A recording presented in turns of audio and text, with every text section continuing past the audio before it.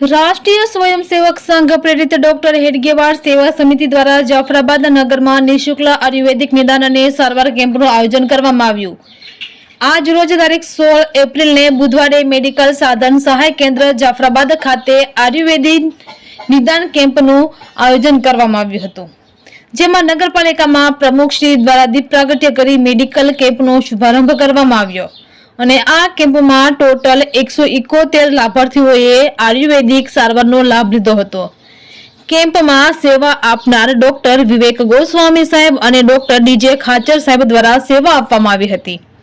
સાથે આ કેમ્પમાં જીએસસીએલ ફાઉન્ડેશનના નર્સિંગ કોર્સની તાલીમાર્થીઓ સેવામાં સહભાગી બન્યા હતા।